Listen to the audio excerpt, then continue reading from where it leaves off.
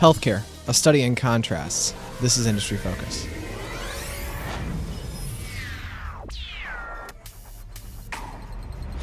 Hi, fools. Healthcare analyst Michael Douglas here today with regular Industry Focus contributor Todd Campbell. I'm filling in for Christine Hargis because she is just getting back from vacation, and we've got a great show for you today. Todd, welcome back.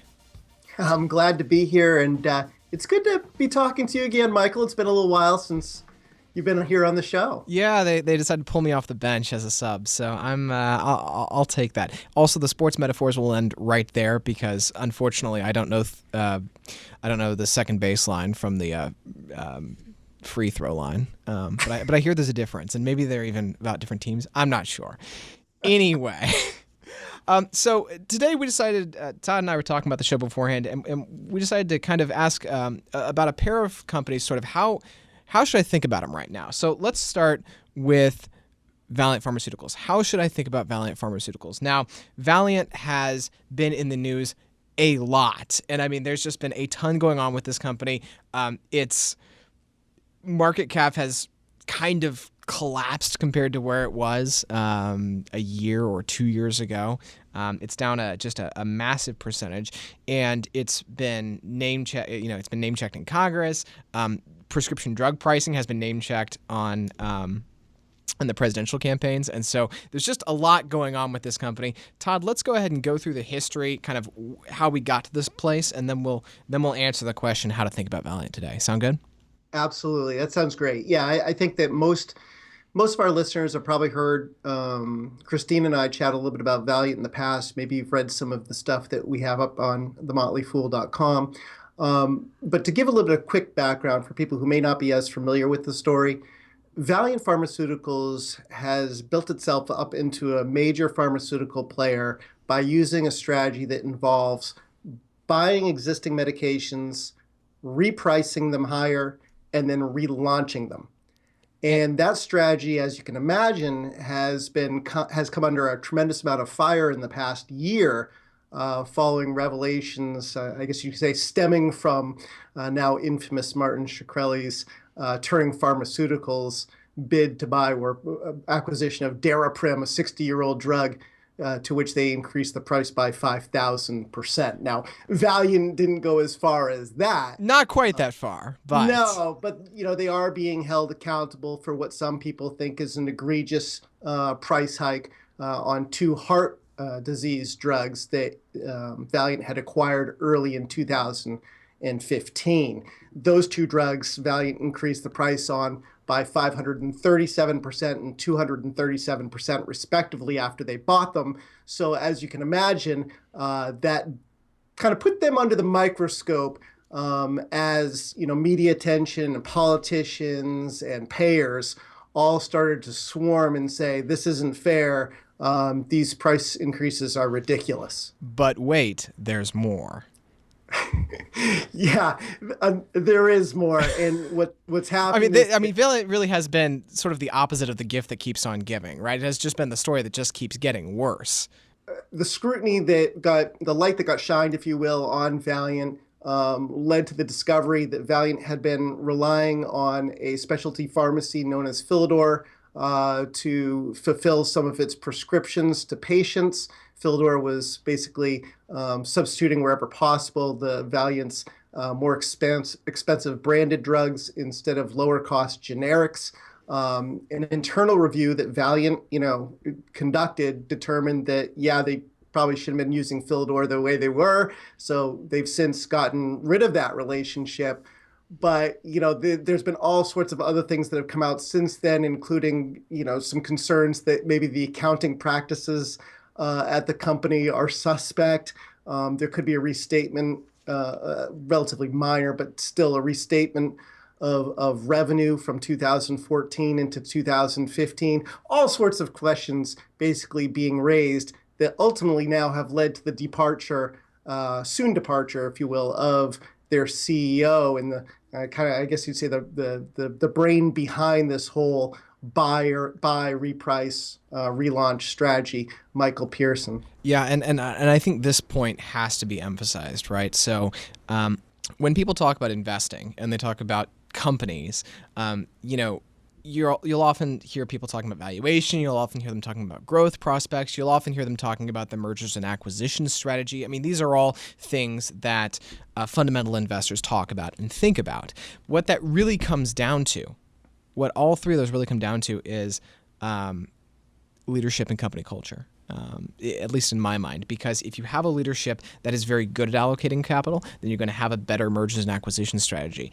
If you've got a leadership that is really smart about finding new opportunities for growth and then scaling them, then you're going to have hopefully great growth opportunities and hopefully good stability for the company. And so for the person, Michael Pearson, who's been so key to so many investing theses around Valeant, to leave and to have apparently at least potentially contributed to a lot of these internal issues, that really calls into question that investing thesis. Yeah, I mean, when things were great, right? And now things are not great. And of course, he's being held accountable for that. The board is going to find a new CEO and get that board is going to put someone new in place, and hopefully they'll be able to kind of get their arms around, what needs to happen to right the ship, if you will. But the challenges are big. I mean, whoever comes in has been saddled with a mountainous level of debt because Pearson was so acquisitive.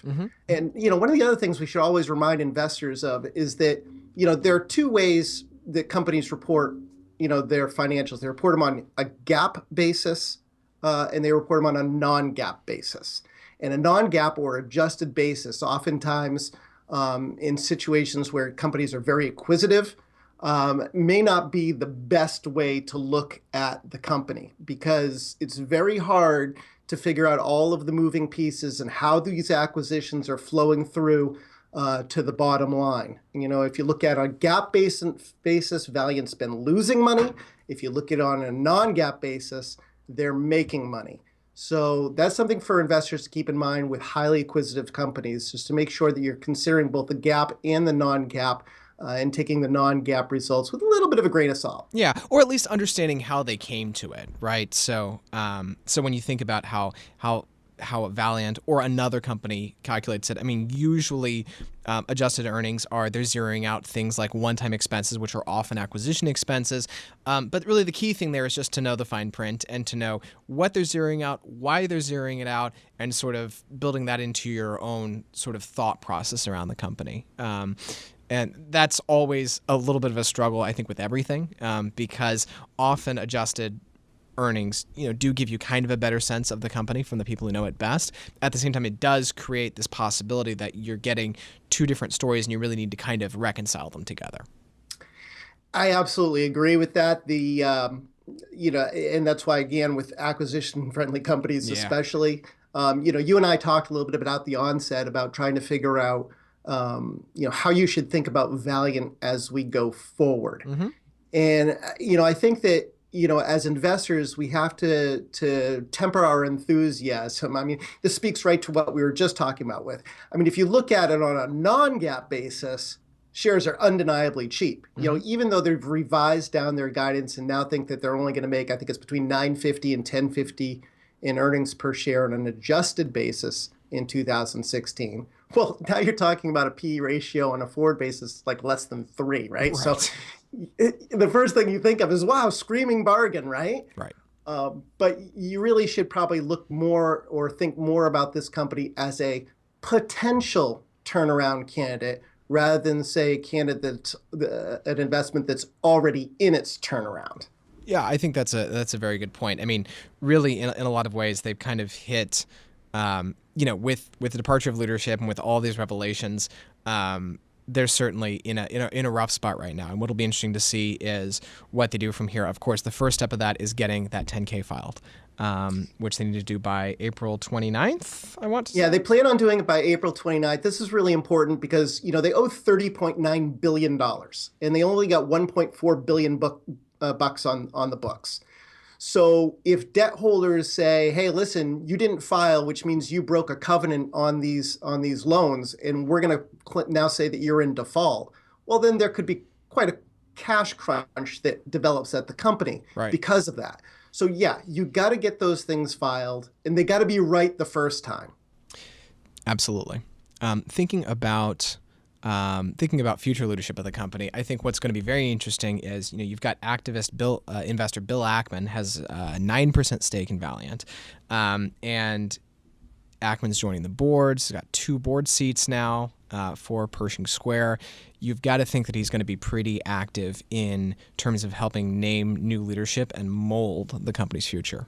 Got to get an insider in there that really knows what they're doing and has very strong relationships with payers. Yeah. Because if you're not using Philidor anymore and you're launching, new distribution models, you need to have somebody who's got vast experience in being able to manage relationships with payers. So I think having an industry, former CEO of a major pharmaceutical company come in would certainly restore some confidence. And again, that restoring confidence, that's going to start from the top. It's going to be top down. And that's one of the reasons that I think that, think about this company as a potential turnaround, not one that's quite in it yet, but that could be involved in a turnaround soon. Right. Absolutely. I think that's very fair. And I am very happy to continue to watch Valeant and this story develop from the sidelines. Todd, let's hop on over to GW Pharmaceuticals. Really in some ways, kind of the opposite story, right? A big marijuana breakthrough for this cannabinoid company. Why don't you go ahead and give us the background? This is a huge breakthrough, and I'm going to say that it's a much needed breakthrough. Yeah. If you go back to 2013, 2014, everybody was thinking medical marijuana is the wave of the future. You've got 23 states that have approved medical marijuana in possession in some form. You've got states like Colorado and California that allow dispensaries to dispense, certain strains of marijuana that can be used to treat various maladies.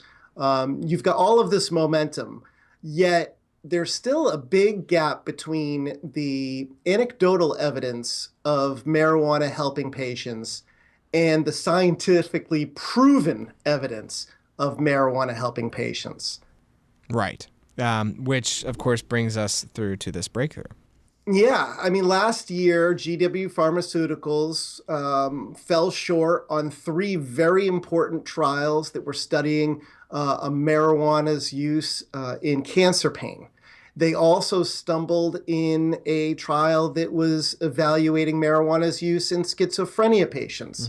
So it was very, very important to be able to show investors that and everybody in the community, all the marijuana advocates, that yes, you can take marijuana and marijuana can help in some indications. And what happened at GW Pharmaceuticals last week is they said, yes, we have shown in one phase 3, which is a late stage trial, that patients with a certain type of childhood onset epilepsy can see the number of seizures they suffer every month reduced significantly by 39% by taking a purified version of CBD, which is a cannabinoid that is found in the marijuana plant. So again, This isn't a test that's basically giving them marijuana and telling them to smoke it. Right. It's a medically derived therapy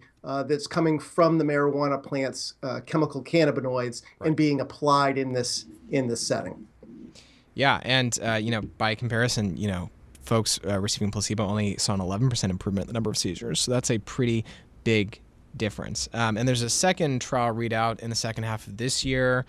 And then they've got a number of other potential readouts in the coming years.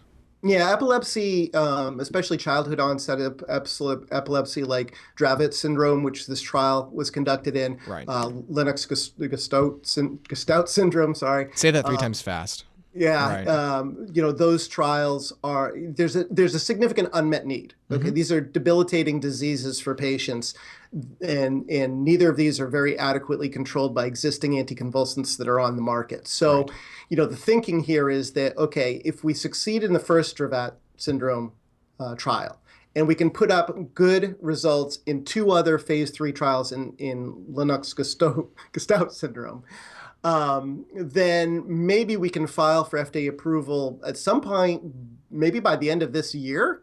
And if they have fast track status on the Dravet syndrome indication, so theoretically you could have GW Pharmaceuticals launching its first marijuana-derived epilepsy drug in 2017 In the U.S., yeah. the U.S. Yeah, that would be potentially huge. Of course, these patient populations are fairly small. Right. And again, this goes to kind of what we were talking about before, which is trying to figure out, how should I think about this company and how should I think about this development at the company? There's only 5,400 patients in the United States with Dravet syndrome. If you slap a $16,000 price tag, which is basically what the company gets for their other marijuana drug, which is available in Europe called Sativex, on that, you're really only talking about an annualized sales pace of, I think it's like $86 million. Right. Okay. Round it to 100. GW Pharmaceuticals has a $1.8 billion market cap. Yeah, which is reflecting, and it's interesting about GW because usually when you see a market cap like that and an immediate drug that doesn't have like enormous sales potential, it seems at least based on some of these initial indications, you're thinking, oh, okay, follow-on indications, or you're thinking there must be something else in the pipeline that looks really, really good. Interestingly, with GW, doesn't really seem to be the case with either. There's just not that. There doesn't appear to be that much commercial opportunity, at least in the next few years, for the company. Well, you could make the argument and model that this could theoretically be, a drug that generates, if you include the, LGS indication, somewhere between 100 and 200 million bucks. I mean, but that's a guesstimate, right? And Right. We all know that whenever we make assumptions on what the peak sales forecasts of a drug are, we run into a lot of trouble. Yeah. So you got to rein that expectation in, probably lowball rather than highball that. The other thing that investors should bear in mind is that, if GW Pharmaceuticals is proving that, CBD helps epileptics, well, some amount of their market share may go to the dispensaries in these states that are selling, extracts that are high in CBD. Sure. So they could end up competing against dispensaries, which probably are going to be cheaper. It will be interesting to see how that dynamic plays out. And then, of course, there's also the risk that, this indicates or I should say fuels R&D efforts at competitors. Right. And then you've got a number of different, competing therapies that hit the market. Good for patients, but not necessarily good for investors. Yeah, well, and that's what's been interesting about the marijuana market is it's just so weird. Because you have this bifurcation where it's a controlled substance, but in some cases, some states are supporting it. The FDA is doing this stuff with GW and with competitors like Insys looking at CBD compounds, and there's a lot of uncertainty, and especially given GW's market cap and what at least the initial sales look like. For me, this is clearly still a stay away story. Really interesting, really exciting. They'll hopefully be able to find something that makes life better for these patients with Dravet syndrome and some of these other indications that we're talking about, but not an investment necessarily that we're interested in. A big win jumping for on. patients, Yeah. But maybe not as big a win for investors from this moment forward. Yeah, that makes sense. All right. Well, Todd, that's good stuff. Thanks for walking me through this, and hopefully our listeners, hopefully y'all enjoyed it. Just a reminder, a couple of reminders. First off, please visit podcast.fool.com and listen to our super podcast. That's what we're calling it, the super podcast. It's basically it's your chance to discover 10 of our analysts' favorite books and enter for your chance to win an investing library where we, I want to say it's to 10 people, we will give them those 10 books. So that's something pretty cool to sign up for. I always like free stuff, and I like free reading stuff particularly. And also, as always, important to remember that here at The Motley Fool, we don't believe people should buy or sell stocks just based on what they hear. Todd and I may have positions in companies that we've discussed, although I don't think you and I do this week, given how bearish we are on them. And The Motley Fool may have recs for or against companies that we mentioned. So always, always, always do your own due diligence. Do not buy or sell something just based on what you hear. It's the right way to invest. It's a smart way to invest. And here's to happy returns. Thanks, everyone, and Fool on.